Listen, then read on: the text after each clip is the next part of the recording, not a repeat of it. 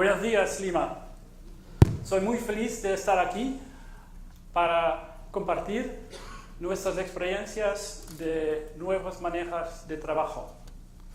No voy a hablar toda mi conferencia en español porque mi español no es tan bien, pero quería comenzar con esto. So I'm going to talk to you about the work environment in a new perspective. Just very brief about us. We're a very small, we call it a niche player, in helping organizations to rethink the way they work. We are driven by the passion to help people and organizations to create a better world of work. And we use the work environment as an instrument for change with the clients we work with. We do that on a global base. It all started in the Netherlands in 1996 when we did the first activity-based working project with a Dutch company called Entre, an insurance company. And our focus is to help organizations to rethink their way they work and be the owner of the change they want to be. What do these all organizations have in common? They all went on a journey to a new way of working. And they did that in different sizes, in different countries, but also in existing buildings or in new buildings. And the key thing they all have in common is that they make a difference. They make a difference for what they want to contribute to the world and to their markets. And they want to have their people making a difference. Because they know that people make the difference in work. So they want to treat people like adults, to give them empowerment, but also to be able to perform to the best of their ability, so that each of their people can say, I make a difference. That is what New Ways of Working is about. It's about empowering people. Thank you very much for this great introduction about trusting people, about being vulnerable, about discipline, because that's exactly the elements that are part of New Ways of Working. It's how do you empower people, how do you let people make a difference, because people make a difference.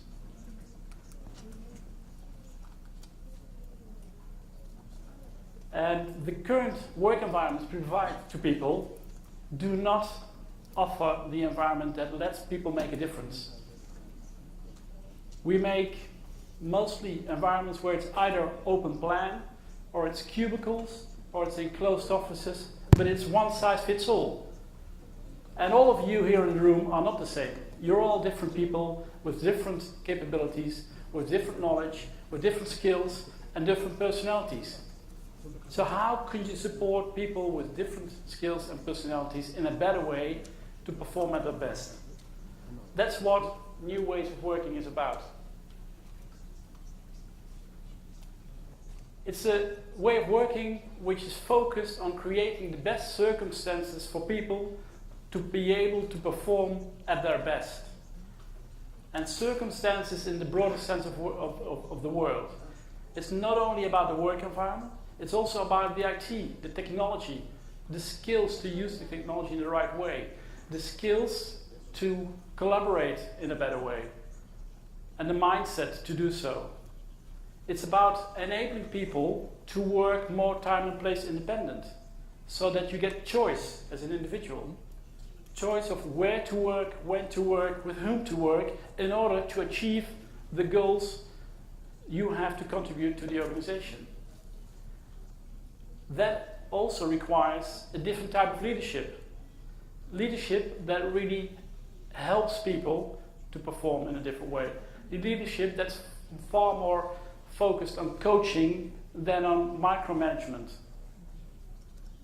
That's what the New Way of Working is about. And that's, in fact, what all these companies I showed earlier have in common. They all went on a journey to define this new way of working. And defining that way of working is something we do with what we call a holistic approach. It's not enough to just change the work environment. The work environment can be a great catalyst for people to perform in a different way. If you enter a church, you will have different behaviors than if you enter a congress room like this. If you enter a library, you will have different behaviors than if you enter a conference room like this. But it's not enough. You also need to rethink your way of working, to rethink your habits. Because if you get choice, if you're able to work in different places, if you're able to work with different technology, what does it mean for my behaviors? And what does it mean for the technology I use? Most organizations have nowadays got video conference technology. In about 80% of all video conference meetings, it takes about 10 to 15 minutes before the meeting really starts. And why? Because we don't have the skills, the technology is not set up in the right way, or even the room is not set up in the right way to use it. That's enormous use of waste of productivity, but also it's a waste of time of people and energy and frustration. So when we talk about a new way of working, it's about these three things. IT, technology, behaviors, and the skills, knowledge of people, and the work environment itself. And it's a journey, as I said, it starts with the business. This is where it starts. It doesn't start with the building. It started with the question about what does really matter to us? What do we want to improve? And what do we as a leadership team want to commit to?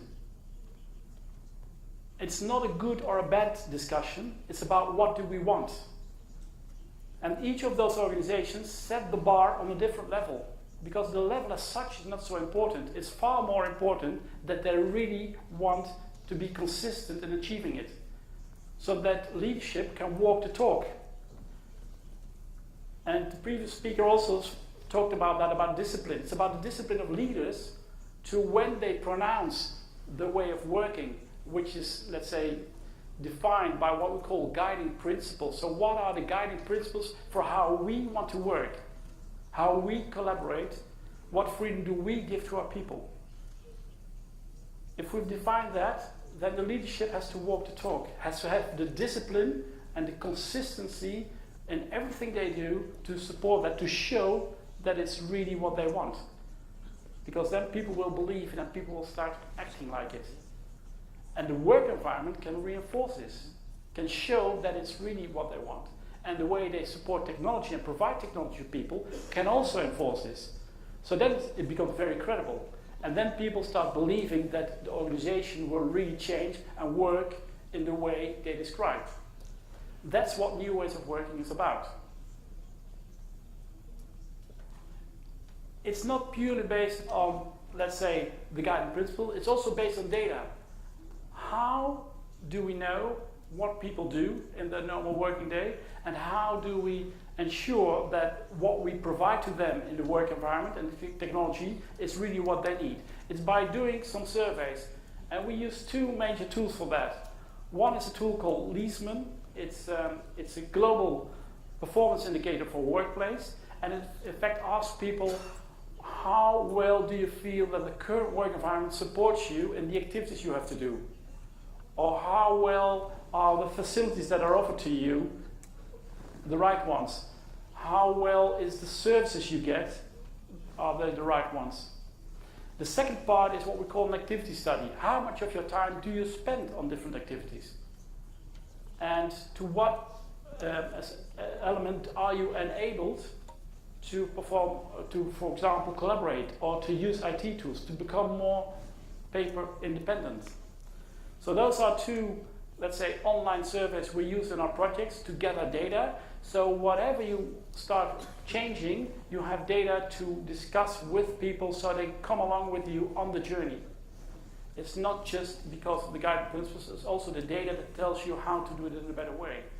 And the other one is, of course, something we know, I think, in most countries already, is about how do you look at the current work environment in terms of how it's being used. How much of our desks are really in use?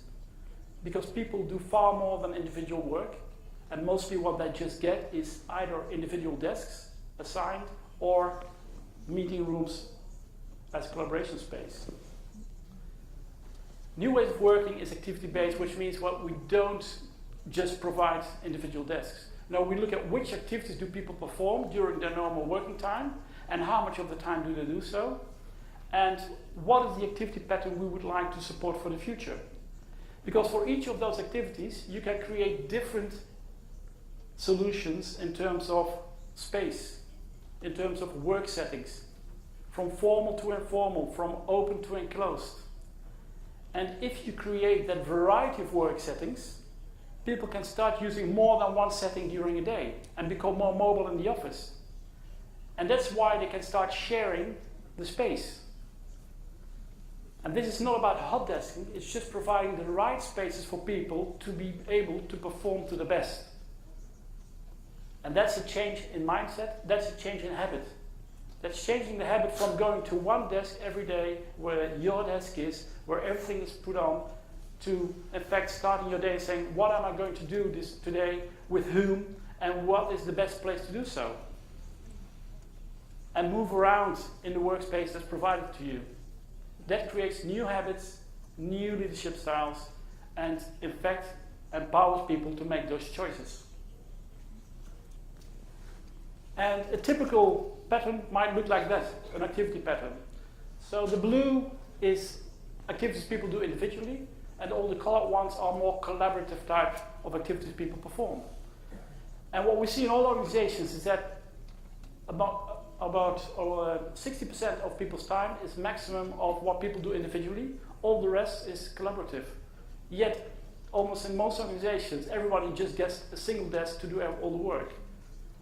And the desk is not the right setting for collaboration. And if we only need it for less than 60% of the time, why give people a desk? Why don't give people other things so they can perform in a far better way? And that's what all these companies I showed earlier did. It also means that it's, in fact, the same as we have at home. At home, we have different places for different activities. We sleep in the bedroom.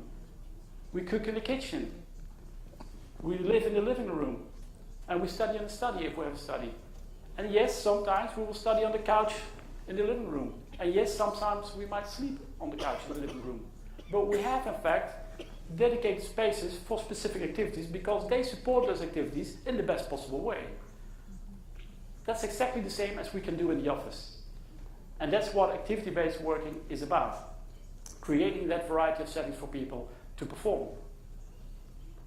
So in fact, an office becomes a translation of an activity pattern into a variety of settings which are grouped in a different way than we traditionally would do.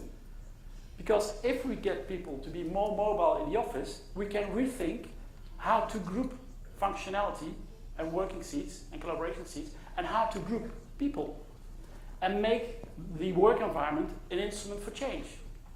What is the type of collaboration we want to pursue in the organization?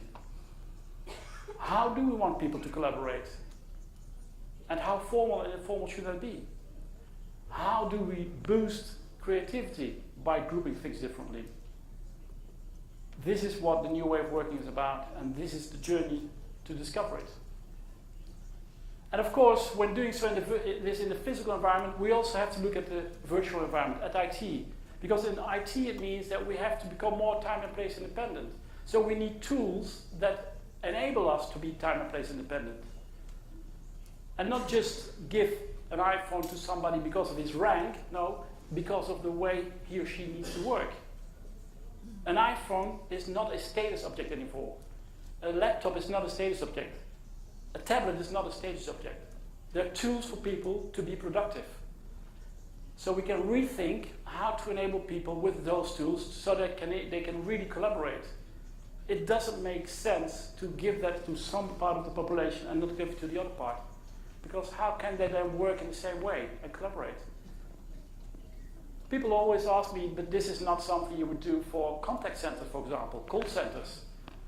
Yes, we did. In 2004, Interpolis, a Dutch insurance, applied this idea to a contact center for 400 people. They got 7 different types of working settings.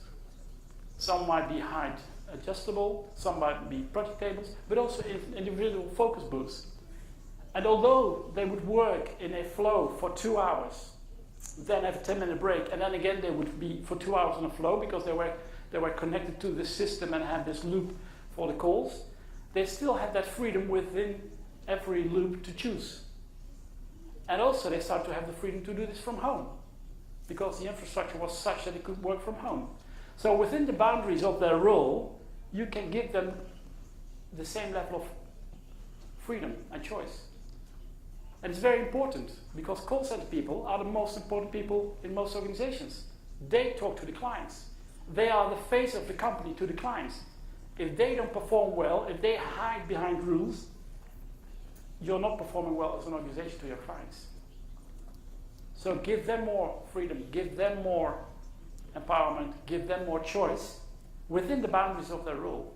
And it will really give a big benefit to the organization. And that's what Intermodals did, and that's what they achieved with that. So there are consequences in the technology and the tools. The most important one is one which is not hardware, but software. How do we use platforms, collaboration platforms, and software to collaborate in a better way? Most organizations have a lot of products from Microsoft, be it Outlook, be it SharePoint, be it other kind of tools, but they use them very poorly and mostly not set up in a good way to be able to collaborate in a good way. So technology plays a key role in that because the more we start working time and place independent, the more technology needs to help us to connect and to share. And the behavioral part of that is a key one. So that's the third one.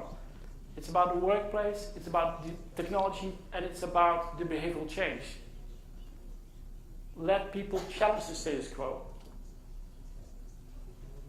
Make sure that you, in fact, nurture diversity, because that is what creates innovation in organizations. It's not by all having the same opinion, no, it's by having different opinions and valuing that in people. It's by enabling people to say what they have to say, to contribute and have discussions. That's also what happens in agile teams, in fact, nowadays. They are used to having those open conversations where, the word I heard earlier, they are vulnerable in contributing because they see that vulnerability is a good thing. It's something that helps them and the organization forward. So that's part of behavioral change. It's also trust the journey. You don't have all the answers when you go for a change. You don't have all the answers about how it will exactly look like. You have to trust that the journey will lead you to the right solution. The journey is more important than the solution. And that requires leadership. Leadership to have a vision and follow the vision. The guiding principles defined in the beginning. So if we have done all this, then what we see with all our clients is these kind of benefits. I haven't put in percentages because percentages are connected to individual cases. But we have seen with all our clients in all different countries, in all different settings, benefits connected to changing the way of working. The most important one is employee motivation, employee engagement. That's the key one. That's what drives everything else. And that's what drives also the productivity growth they all have showed. And they showed in different ways.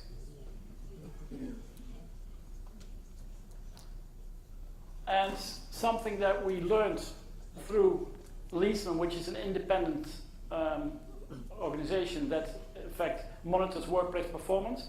They have now a database about more than 300,000 respondents. And one of the research they did is what's the performance of different types of workplaces.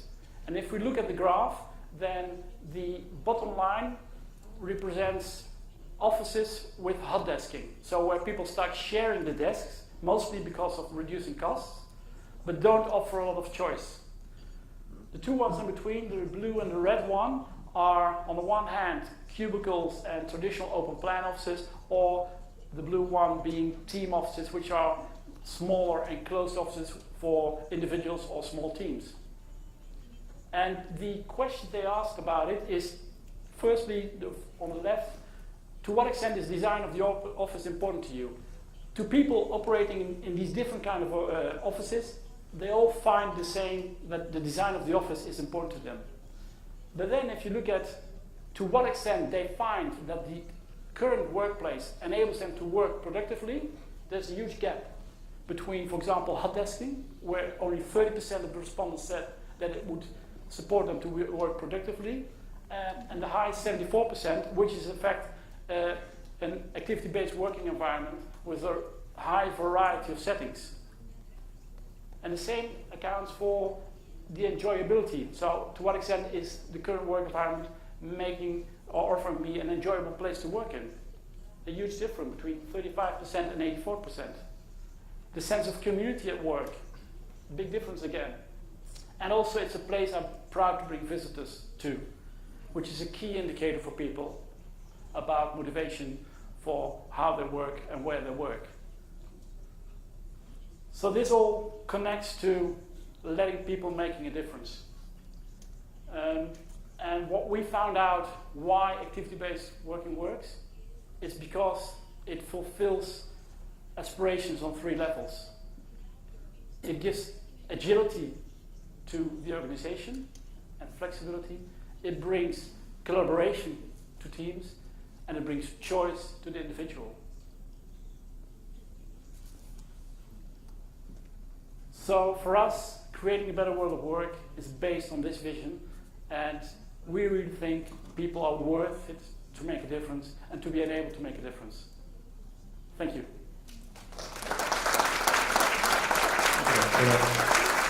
Gracias, Lhoest. Interesante cómo nos invita a repensar las actividades que realizamos tanto en el hogar como en la oficina.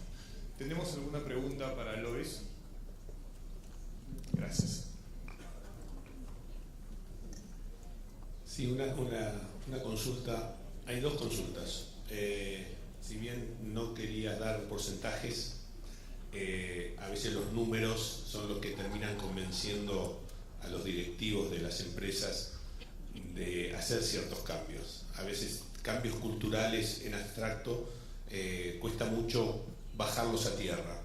En ese sentido, 2 consultas. ¿Qué estudios hay? ¿En qué porcentaje mejora la productividad del equipo cuando se pasa a activity-based working? Con lo difícil que es medir productividad, entiendo ese margen. Y desde el punto de vista del uso de los metros cuadrados disponibles, ¿cómo el activity-based working reduce la cantidad de metros necesarios para que una empresa opere? Okay, thank you. I understood the question. It's a long question. Well, 2 things. First, let's say productivity is hard to measure. We have facts and slides on a number of organizations we've worked with specific percentages. Like, for example, the Interpolis case, which is also the first activity-based project in the world, I think. In 1996, they started with this in the Netherlands. They made a second phase in 2001, and in 2004 they made kind of a definition about what it had brought to them. They reported an increase of 20% of their productivity related to activity-based working. Other organizations vary between 7 and 15% in productivity increasement, but again, it's hard to measure, and the other fact we use is the one you just saw about the productivity perception of people, because that's something you can ask for in a pre and a post interview with people. In relation to the space, it depends a bit where you start from, but in general, most organizations gain between 20 to 40% of less space for the same amount of people by introducing activity-based working. And it's a good point, because initially when we started with this in the Netherlands, a number of reasons why people came to do this was more based on reduction of space and costs. As we moved along in the past decade, we see that there are far other reasons besides costs that people find are key for doing this. The thing is, costs are still important, but they focus, for example, on cross-functional collaboration, improving that in organizations, and of course cost has to come into place. But it's not the primary reason anymore in most organizations. But the general reduction will be between 20 and 40% in terms of space, which also reduces your operational costs on a yearly basis in terms of maintaining the space. And the other thing is that if you look at churn, so the cost of changing space because new people come in or people move or teams move from one, let's say, part of the building to the other part, the cost of churn in these projects is almost zero. And we have proof of that with companies we've worked with for a long time, who in 17 years' time didn't change a thing to their work environment. They just moved people around, they reorganized, they did all kinds of new things, they brought in new technology, but they didn't have to rebuild the office, which was a huge saving in costs. Is that answering your question?